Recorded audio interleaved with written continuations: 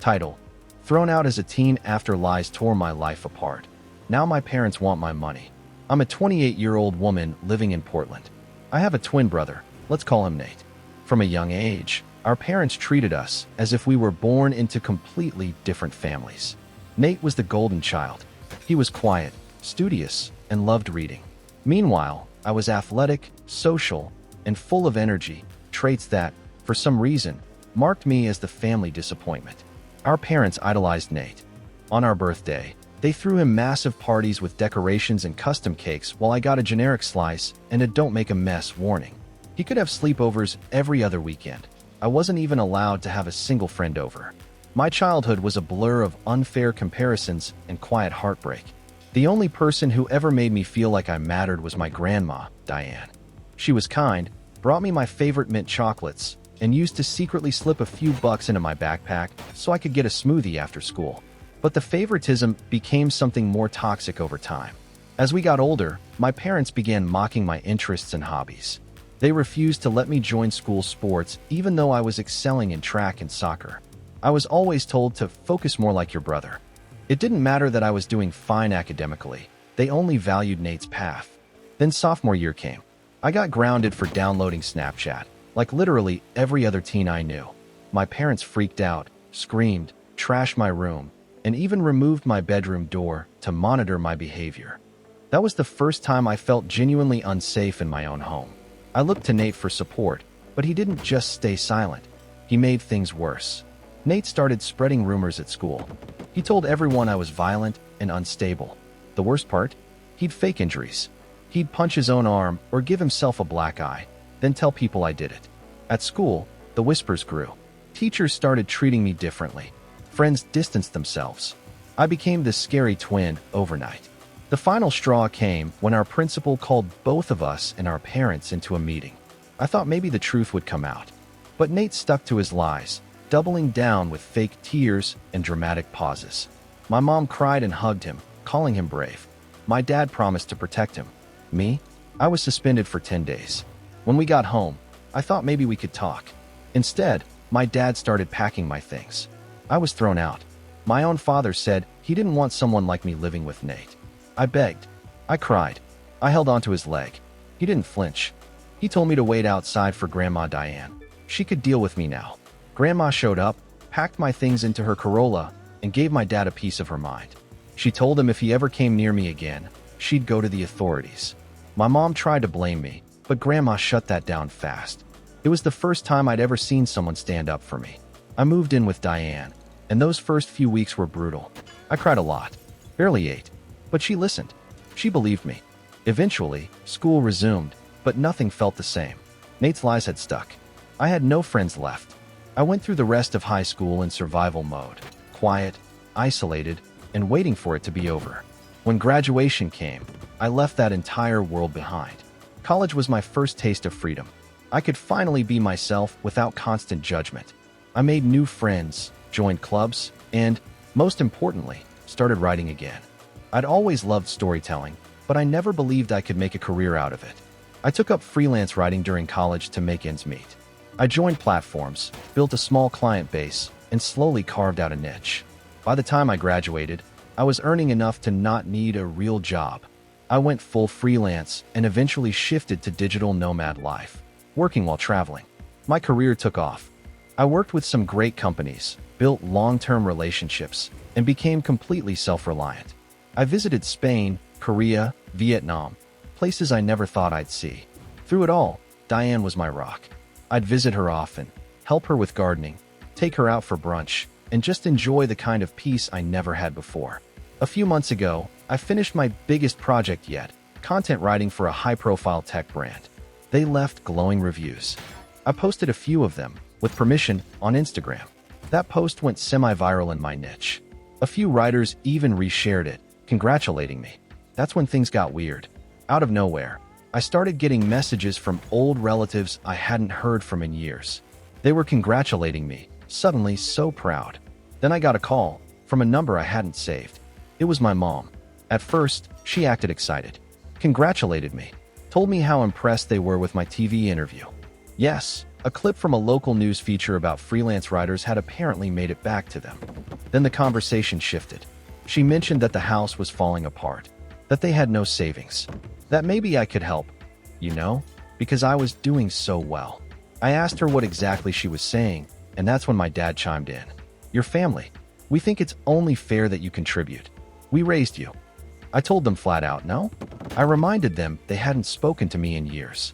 My mom snapped and called me selfish. My dad said they deserved help from me, so I gave them an ultimatum.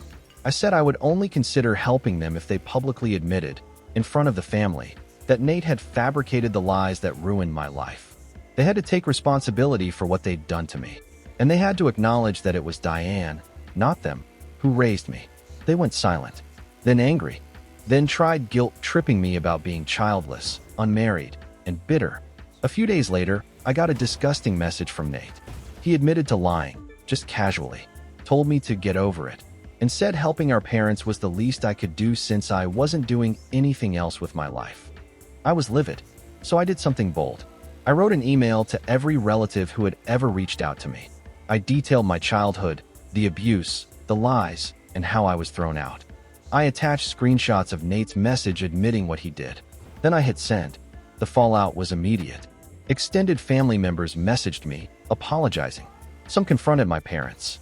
Others told me they were disgusted by how I'd been treated. My parents and Nate responded with angry texts and veiled threats. I didn't respond. Instead, I contacted a lawyer and had a cease and desist letter sent. That shut them up fast. Diane, as always, had my back. She told me she was proud of me for standing up for myself. She's the only one I consider family, and that won't change. It's been 2 months since all this. Work is going great. I've spoken at webinars and podcasts. My business is thriving. I even took a week off just to spend time with Diane. She's gotten into herb gardening, and I helped her build a raised bed in the backyard. I've started therapy too. It's hard, but it's helping. I finally feel like I'm healing. This might be the end of the road for this story, but honestly, I think it's just the beginning of my story. It's been about 6 months since I sent that email that basically cracked open decades of silence. And in that time, my life has gotten quieter. Not always in a peaceful way, more like the silence after a long, loud storm. Everything is still, but you're not sure if it's over or if you're just in the eye. After the cease and desist, my family left me alone. Nate went radio silent. My parents haven't tried to contact me again. Not through relatives, not through fake numbers, nothing. And that silence? At first, it felt like a win. But lately, it feels like a void. I thought exposing the truth would fix something inside me. But what no one tells you is, the truth doesn't fix the past. It just drags it into the light so you can finally see all the damage clearly. Therapy is helping, but healing feels like trying to climb out of a well with bare hands. Anyway, I wasn't planning to update this post until something unexpected happened. I got a letter, a physical one, from Nate. No return address, just my name in messy handwriting that I'd recognize anywhere. Inside was a 3-page letter, handwritten, not typed. No dear anything. He just dove straight in. He said he never expected me to go public, that I'd embarrassed the family, that now, our relatives look at him like he's the freak. His words, not mine. He said our dad had some kind of minor stroke from the stress, unclear if true, and that our mom barely speaks at family gatherings now. Then came the part that truly floored me. He apologized. It wasn't perfect. There were still jabs, still weird, but you were always mom's problem child undertones. But there it was, in his own words. I lied. I did it because I hated how easy things seemed for you socially, and I wanted to take that away. He said he's in therapy now. Court ordered. Again, not sure what happened there. Maybe another meltdown. But apparently his therapist told him to make amends, and I was step 1. He ended the letter by saying he didn't expect forgiveness, just that he wanted me to know the truth. Fully. Unfiltered. Then he wrote, "If you want to talk, here's my number," and underlined it. I haven't called. I don't think I ever will. But here's the wildest part of all this. I don't feel angry anymore. Not about the letter, at least. There was a time I would have torn it up, thrown it away, maybe even posted it online to shame him. But now, I just folded it and tucked it away in a drawer. I'm not sure what that means. Maybe I'm growing. Or maybe I'm just tired. Meanwhile, my business is doing better than ever. I recently got flown out to a panel in Austin to speak about sustainable careers in digital freelancing. Got my first brand sponsorship, too. It's wild. But the best part? Diane. She's still with me. Still the same badass grandma who once threatened to call CPS on my parents. She's teaching me to knit now. Says it keeps her brain sharp. We've been working on this massive patchwork quilt with squares that represent different milestones in my life. One square is just bright red with the word "enough" stitched across it in bold white thread. That one was her idea. A few weeks ago, we were sitting on her porch, lemonade in hand, watching the neighborhood kids ride bikes. She turned to me and said, "You know, the world never needed to see who they were. It needed to see who you are." I think I finally believe her. So, I wasn't planning to write again. Part 1 and 2 were more than enough emotional unpacking for a lifetime. But then something happened last month that I can't stop thinking about, and honestly, I think it might belong in this story too. It started with a message request on Instagram from someone I hadn't thought about in nearly a decade, Tori. Back in high school, Tori was my best friend. Not a casual, we sit together at lunch kind of friend. She was the sleepovers on school nights, matching bracelets, tell each other everything kind of best friend. When Nate started spreading those awful lies about me, she was the last one to believe him. She defended me. Hard. Even got detention once for yelling at him in the hallway. But eventually, the pressure got to her. Her parents told her to pick her battles. Teachers pulled her aside. She started backing away from me. Not cruelly, just quietly. No big fight. No dramatic ending. Just distance. And then nothing. And now, after 10 years, there she was. Just a simple message. "Hey, I don't know if you even want to hear from me, but I just read your story." And I cried. "I'm so sorry for everything. I wish I'd stayed." I stared at it for a while. I felt 1,000 things all at once. Surprise, grief, weird warmth. I wasn't sure if I even wanted to respond. But something in me just said, try. So I replied. Just said, "Hey, I remember everything. Let's talk." We ended up hopping on a video call the next day. She looked so different. Short curly hair, glasses, a big laugh I hadn't heard in so long. But it felt like no time had passed. We talked for 3 hours. She told me how guilty she felt for leaving me alone. How her parents told her to stay away from the drama, or she'd ruin her college chances. How she wanted to reach out so many times, but didn't know how. I didn't blame her. I mean, we were 16. The adults around us were the problem. Then she said something that genuinely broke me for a second. "You were the strongest person I knew, but you shouldn't have had to be." Since then, we've been talking regularly. Voice notes, memes, even late-night calls when she can't sleep. And 2 weeks ago, she flew to Portland to visit. We spent a full weekend together. Went hiking, had way too much coffee, and walked through this local craft market where Diane sells her knitwear sometimes. Yes, Grandma Diane is thriving and now has an Etsy side hustle. Of course she does. At one point, we sat on this bench near the river. It was late. The lights reflected off the water. Tori turned to me and said, "I always thought we were supposed to have more time." I didn't really know what to say, so I took her hand. She didn't pull away. We didn't kiss. Not yet. It wasn't a movie scene. It was just peace. Something I didn't know I could have with someone who actually knew me, who saw what happened, who knew what I lost, and still chose to show up again. Before she flew back to Colorado, she hugged Diane and told her, "You raised an incredible human." Diane cried. I cried. Everyone cried. It was a whole thing. So now I don't know where this goes. Maybe it's just closure. Maybe it's the start of something new. I'm not rushing it, but it feels good. Honest. Safe. I guess the craziest part is that when I finally let go of needing answers from my parents, from Nate, from the people who hurt me, the people who mattered found their way back. If you're reading this and you've ever felt abandoned, like your story ended when someone walked out or broke you down, please hear me. That's not the ending. Sometimes the real beginning doesn't come until years later. And sometimes, the people who are meant to be in your life don't show up on time. They show up when you are finally ready to let them in. It's been almost a year since everything started unraveling. The family, Nate's confession, the letter, the quiet aftermath. And in that time, I've built something I never thought I'd have. A stable, peaceful, weirdly beautiful life. But peace is a funny thing. You start to believe it's permanent. Last month, Diane fainted in her garden. She'd been complaining about fatigue for a while, but we chalked it up to age or maybe low iron.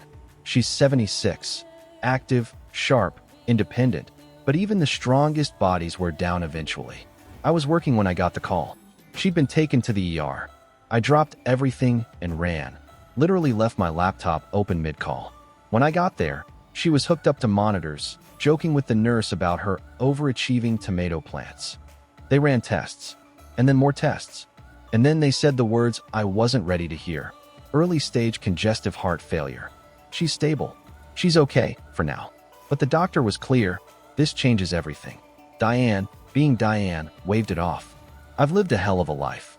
If this slows me down, maybe I'll finally catch up on Jeopardy reruns. But I see it in her eyes. The quiet fear. The what-ifs. The way her hands tremble just a little when she thinks no one's watching. So I did something I never thought I'd do. I put work on pause. I rescheduled all my contracts, froze the travel plans, and moved into Diane's guest room full-time. I figured if she was the one who caught me when I fell apart, the least I could do is sit beside her while things get harder. It's been strangely comforting. Mornings are slow. We make oatmeal and sit on the porch. She knits. I journal. Sometimes we don't talk at all. We just are. And those silences have become some of the most sacred parts of my day. Tori's been a huge support. She visits once a week, helps with groceries, even started learning how to knit, horribly. Diane pretends her crooked stitches are full of character. Last Friday, the three of us baked banana bread while watching a rerun of Murder, She Wrote. It felt like family, not the one I was born into, but the one that actually feels like home.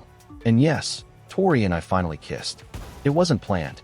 We were sitting on the porch swing, late at night, both tired and half laughing at some awful pun Diane made earlier.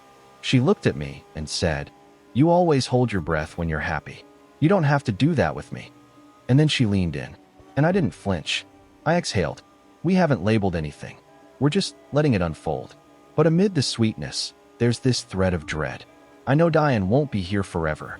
That someday I'll wake up and she won't be in the kitchen singing 60s pop and burning the toast. And I hate how real that feels now. Last week, she handed me an envelope labeled "When I'm Gone." I refused to open it. She smiled and said, "It's not a goodbye, just good planning." I put it in the drawer next to Nate's letter. So yeah, that's where I'm at.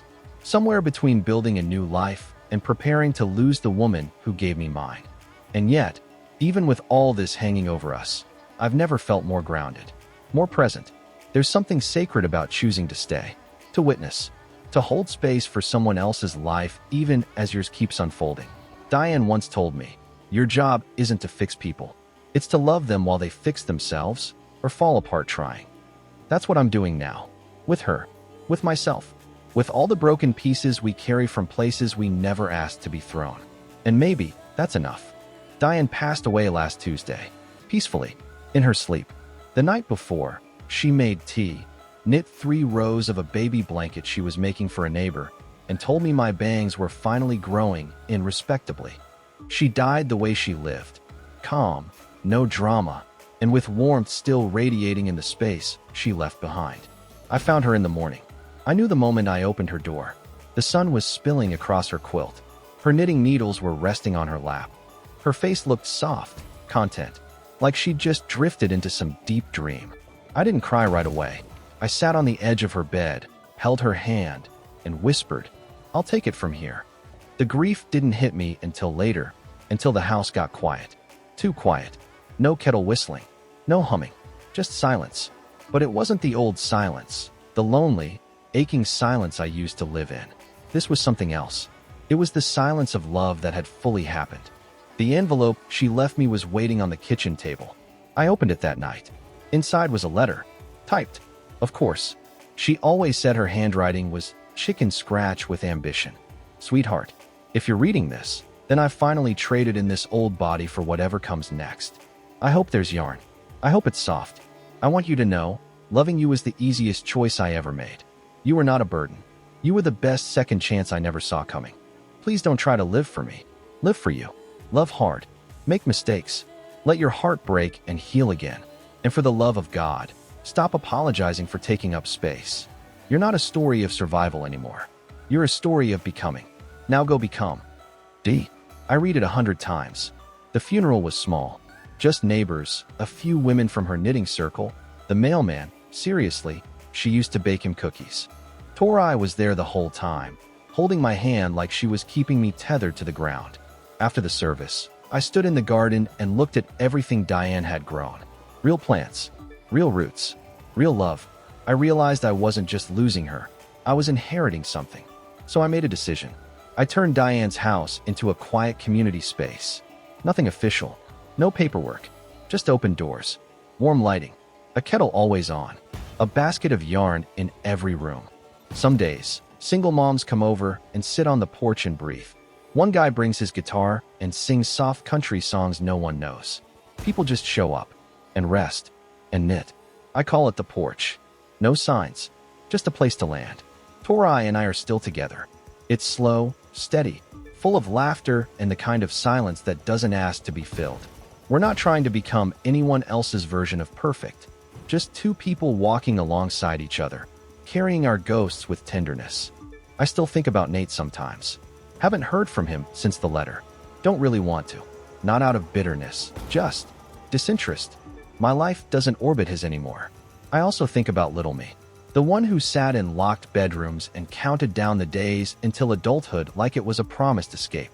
I wish I could tell her, it's not perfect out here, but it's real, and it's worth it. If you followed this story from the beginning, thank you. Truly, I didn't expect anyone to care. I just needed a place to put the weight down. But now I think, maybe the story was never about what I escaped. Maybe it was about what I finally learned to hold, and who I became when I did. Thank you, Diane. You gave me a home, and now I'll make sure no one else has to walk through the dark alone.